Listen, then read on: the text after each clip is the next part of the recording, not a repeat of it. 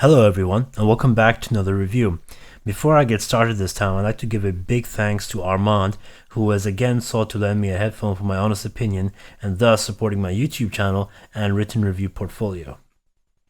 So let's start with the build quality, comfort, and features of today's topic, the Audeze EL-8 Open version of, this is the 2016 iteration of this headphone.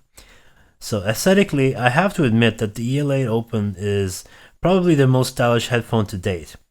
So while the beefy LCD series can look really nice in the right light, they are behemoths designed for sound reproduction first and foremost, with really heavy weight to prove it. And the portable signed by Audeze is a lot more manageable in terms of build, but its low-key nature kind of makes me think of like a Bluetooth headphone being used in 2017. So the EL-8 is somewhere in the middle between a more modern, futuristic, for Audeze at least, design and their wooden traditional design that they kind of steampunkish, I guess, now that I think about it. It streamlines the rest of the chassis to make it look a little more consumer focused. The AirPads are made of soft leather and are smaller than the regular Audeze options. On first impression, they were comfortable enough, but over time I became painfully aware of just how little room there was for my ears. I would quite easily touch the driver if I sneezed or shook my head even slightly, and there was an audible dip in the sound from the side that was touched for a split second, so there'd be like a little mute every time it would like touch the driver, and then while it would rearrange itself. The clamp is also quite high, but not quite a deal breaker to me. London's current weather is still kind of cool. It's not too warm, but summer is coming, so I could definitely see this being a bit of a problem later on in the year. As this is a loaner, I took no measures to try and loosen the clamp out of respect for the unit and its owner, so your mileage may vary if you use this headphone yourself and you try to do that. I can't say I'm a big fan of the cable. It kind of looks like a tapeworm to me.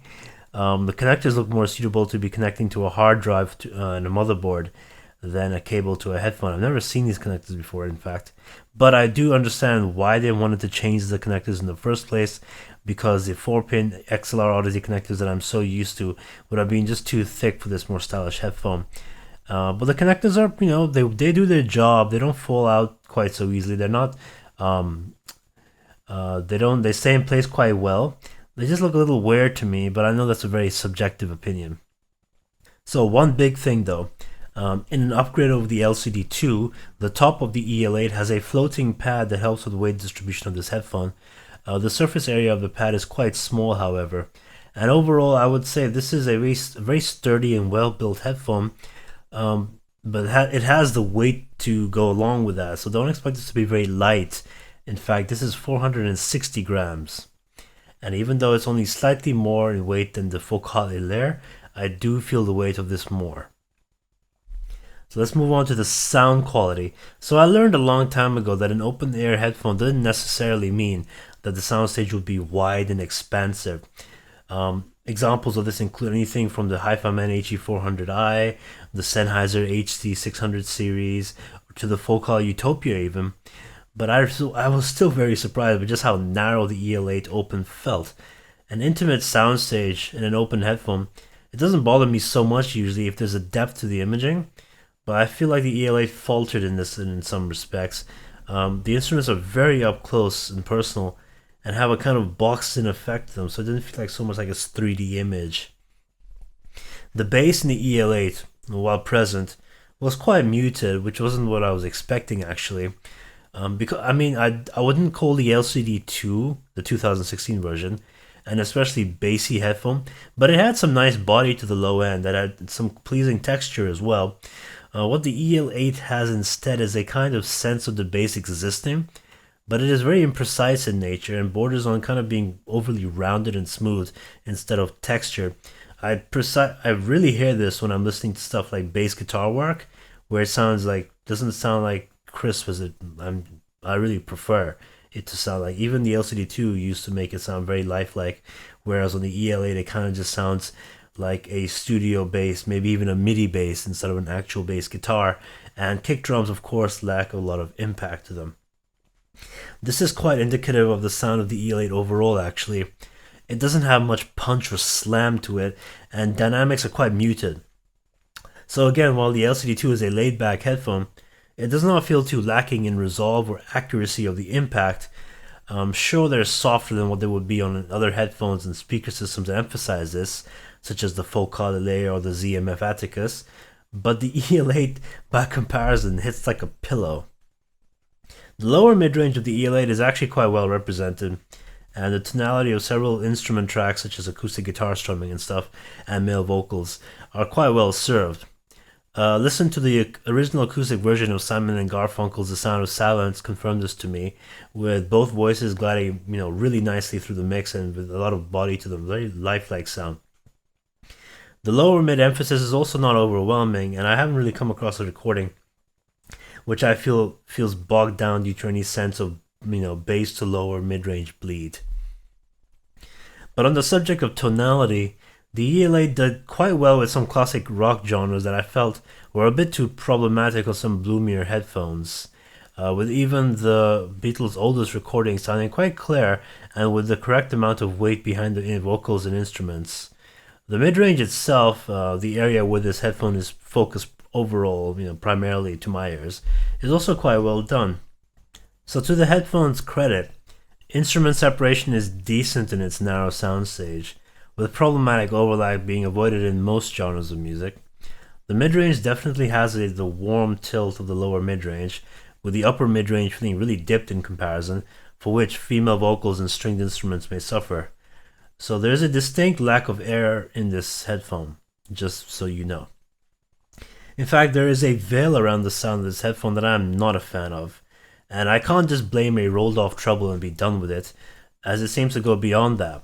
So even in modern genres of music, which are generally more slickly produced and mixed quite brightly compared to, warmer and more analog recordings of, the past, even with these slick modern recordings, the EL-8 manages to sound like I'm listening to the music behind a thin sheet of glass. Now that's not something I can defend. I really do not like that. The treble, while being rolled off as it is, it still manages to pick certain instruments out in the mix, such as cymbals, that ring out clearer than others, but as an overall effort, I think this headphone is really veiled and too soft.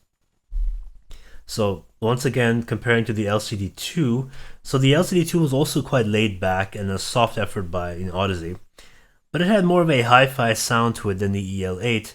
Now, I don't like using the term hi-fi to describe something, but I can't really think of another way to put it. If you want to be spending this much money, this is $700 by the way, if you want to be spending this kind of money on a headphone, and you like the Audeze sound signature, then you really should be picking the LCD2 2016 iteration over this in most situations, unless you need something which is slightly lighter and can easily be driven out of a smartphone. Because the LCD2 can provide the same warm, laid-back sound that's tonally rich in the mid-range and isn't nearly as veiled. The soundstage is wider, the impact is a little more present, and the details are a little more resolving on the LCD2. And if you can look past the weight and the slightly uncomfortable fit, which you can fix with like an aftermarket strap on top, and of course the difficulty in amping, for which, because this is relegated to a desk setup for most, the LCD2 should really be what you opt for over the 30% cheaper EL-8. Even, you could even pick up a B-stock LCD2 on Black Friday for the same price as an EL-8 or even cheaper. So on one hand, I'm impressed by just how well it can do with male vocals in older recordings, along with a semblance of instrument separation. But on the other hand, I really dislike how soft its impact is, how veiled the overall sound is, and just how big of a downgrade it is over the superior LCD2, which is really not that much more in price. I would actually go so far to say that I find this headphone quite boring to listen to. So as the marketing states, this headphone is very sensitive and can be driven with a smartphone. On both my Galaxy S8 and S6, the full volume setting was quite loud for my preferences, and while I did run this from my Audio GD NFB28 headphone amplifier as well, I did not hear much benefit to the sound that could have come from the amping. Whatever benefits I did hear came from the DAC instead of the phone DAC. Obviously it has a better DAC. And my portable media players such as the Audeze DX80 or On M1S, they both gave me similar benefits just because the DAC upgrade from the style from my smartphones. So to sum up this review, which has I know been very short compared to all my other reviews, I find it very, very hard to recommend this headphone over Audeze's own LCD2 to most people for $700, because if you insist on the house sound of Audeze, just go for that. Really, just go for that. Or if you want something cheaper, more manageable, go for the Sign. I don't think the EL-8 is really a stop that you can really be looking at and thinking, maybe that is something I should opt for.